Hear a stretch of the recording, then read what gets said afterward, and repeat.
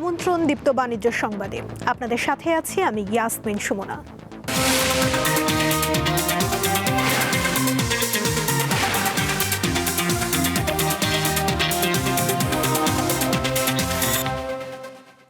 স্বল্পোন্নত দেশ এলডিসির তালিকা থেকে বের হওয়ার বিষয়ে বাংলাদেশের সার্বিক প্রস্তুতি পর্যালোচনা ও নিজেদের অবস্থান জানাতে চলতি মাসে ঢাকায় আসার কথা ছিল জাতিসংঘের একটি প্রতিনিধি দলের।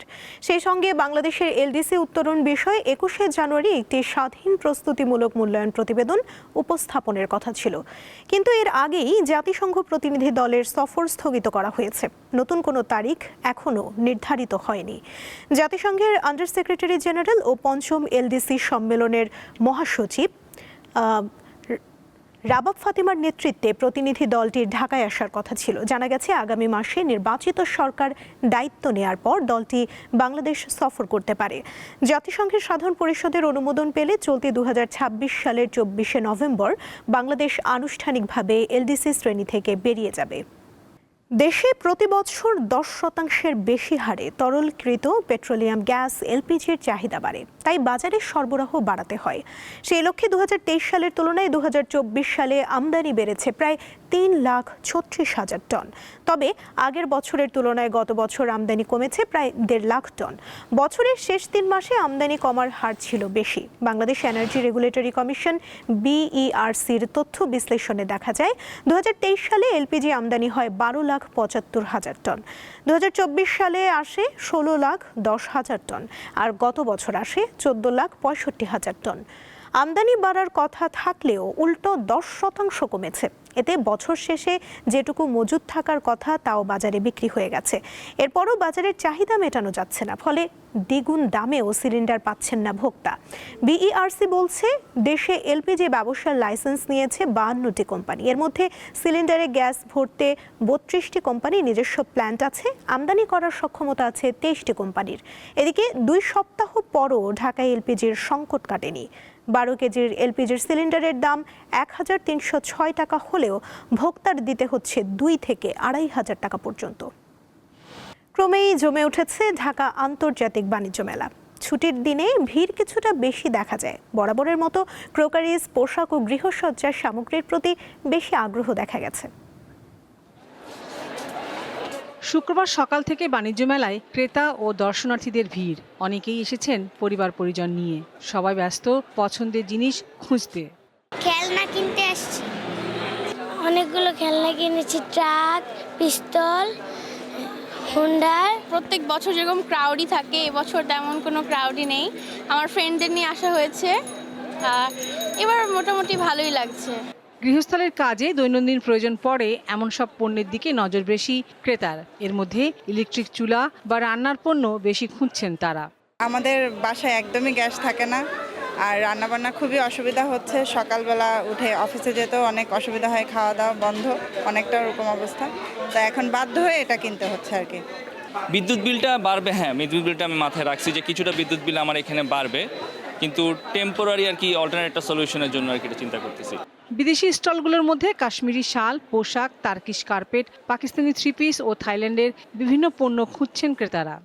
ছাড় দিচ্ছি মোটামুটি, এখন আপনার সলে ছাড় দিচ্ছি আর কি। প্রথমে 1500 করে বেচতাম, তারপরে 1200, এখন 1000 টাকা আস্তে আস্তে সেল করে দিচ্ছি আর কি। এগুলো তো আর বাসায় নিয়ে যাবো না, সেল করতে হবে, রেন্ট দিতে হবে মাসে।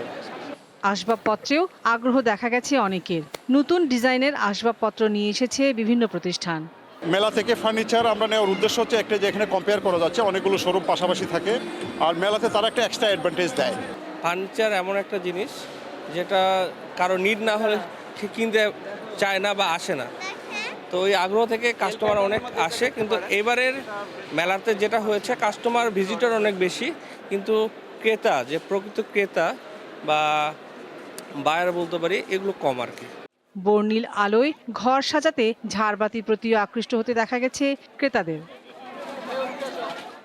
লাবণী গুহ, দীপ্ত সংবাদ, ঢাকা।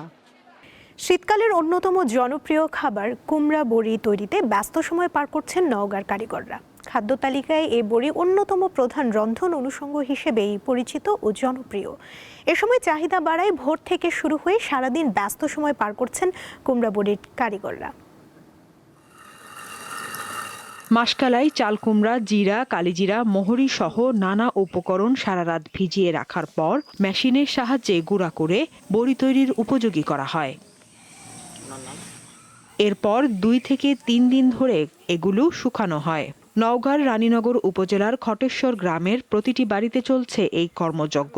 প্রকারভেদে প্রতি কেজি বড়ি 150 থেকে 400 টাকায় খুচরা ও পাইকারি বিক্রি করা হয়। মাসকালাই 1 কেজি মাসকালাই আপনার 600 গ্রাম বড়ি হয়। আগে পাটা বাটা হচ্ছে, এখন মিশিং আছে, আমাকে নিন ঘুম সব হারাম। 2 রোদে উঠে 3 রোদে উঠে, ওঠার পর এটা আমরা আর কি বিক্রি করি। জয়পুরহাট, পাঁচবিবি, বিরামপুর এগুলো পাইকারি দিয়ে আসি।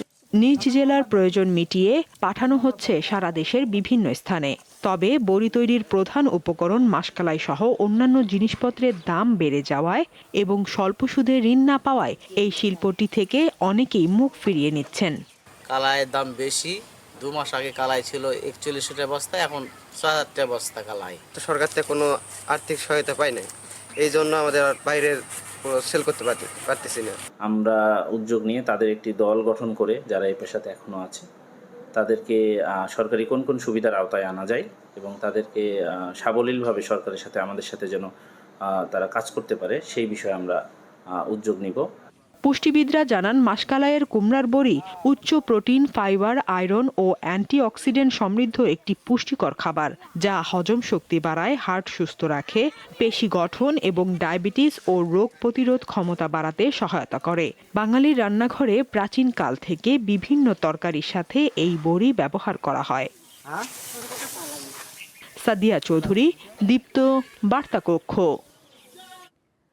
হবিগঞ্জের পৈল গ্রামে হয়ে গেল ঐতিহ্যবাহী মাছের মেলা। এবছর মেলার অন্যতম আকর্ষণ হয়ে ওঠে 120 কেজি ওজনের বাঘাইর মাছ, যার দাম হাঁকা হয় 2.5 লাখ টাকা। হবিগঞ্জ সদর উপজেলার পৈল গ্রামে চলছে 3 দিনব্যাপী ঐতিহ্যবাহী মাছের মেলা। 207 বছর ধরে চলে আসা এই মেলার প্রধান আকর্ষণ ছোট বড় সব ধরনের দেশি মাছ। এবছর মেলায় আসা সবচেয়ে বড় মাছ 1.5 মণ ওজনের একটি বাঘাইর, যার দাম হাঁকা হচ্ছে 2,50,000 টাকা। বাঘাইর মাছ 120 কেজি ওজন, দাম চাই 2.5 লাখ টাকা। যারা ক্রেতা যারা আশা করি আমরা যারা আইতা দামাদরিও করতে আমরা বেচতাম আপনার কাছে। মেঘনা নদীর মাছ আমি আনছি, এটার দাম চাই 50,000 টাকা। ওজন হলো 25 কেজির মতো হইতে পারে। বিঘাট আছে, কার্পু আছে, আইরে আছে, কুরাল মাছ আছে, সব ধরনের মাছ আছে। রুই, কাতল, বোয়াল, কার্প, চিতল সহ নানা প্রজাতির মাছ নজর কাটছে ক্রেতাদের। হবিগঞ্জ ছাড়াও সিলেট, মৌলভীবাজার, সুনামগঞ্জ, ব্রাহ্মণবাড়িয়া সহ দেশের বিভিন্ন স্থান থেকে ক্রেতারা ছুটে আসছেন মেলায়। এটাকে আসলে পৈলের মেলা বলে থাকে। এই মেলাটা আসলে প্রসিদ্ধ মাছের জন্যই। এই মেলাকে ঘিরে আমাদের অনেক প্রবাসী ভাইয়েরা মেলার 2-3 দিন আগে দেশে আসেন। খুব সুন্দর লাগতেছে, খুব ঐতিহ্যবাহী একটা মেলা আমাদের এখানে। আপনারা যারা যেখানে আসেন অবশ্যই এসে দেখে যাবেন। 200 বছরের ঐতিহ্য এই মাছের মেলা স্থানীয়দের কাছে যেন একটি উৎসব। মেলায় দেশীয় মাছের সাথে পরিচিত হতে পেরে খুশি তরুণ প্রজন্ম। অনেক উদযাপন করছে, আমরা বড় বড় মাছ দেখতে পেয়েছি, বিভিন্ন সামুদ্রিক মাছও আমরা দেখতে পেয়েছি। আমি চাই যে এই মেলাটা প্রতি বছর হোক এবং এই মেলার মধ্যে যে শৃঙ্খলা রয়েছে শৃঙ্খলা বজায় থাকুক। ব্যবসায়ীদের নিরাপত্তায় আইন শৃঙ্খলা বাহিনীর পাশাপাশি কাজ করছে স্বেচ্ছাসেবক টিম। মেলায় অন্তত কোটি টাকার মাছ বিক্রি হয় বলে জানান আয়োজকরা। আইন শৃঙ্খলা বাহিনী আমাদেরকে সহায়তা করছে, পাশাপাশি এলাকার মুরব্বী আইন যুবক সম্প্রদায় আমাদেরকে সহায়তা করছে। আমাদের মাছ 1 কোটি টাকার উপরে প্রতি বছরই বেচাকেনা হয়। মেলায় মাছ ছাড়াও কৃষিপণ্য, শিশুদের খেলনা সহ ঐতিহ্যবাহী খাবার বিক্রি হয়। সঞ্জিদা প্লাবনী, দীপ্ত, বার্তা কক্ষ। এই ছিল দীপ্ত বাণিজ্য সংবাদে। এরপর দীপ্ত আন্তর্জাতিক সংবাদ দেখার আমন্ত্রণ জানিয়ে শেষ করছি। ধন্যবাদ সবাইকে।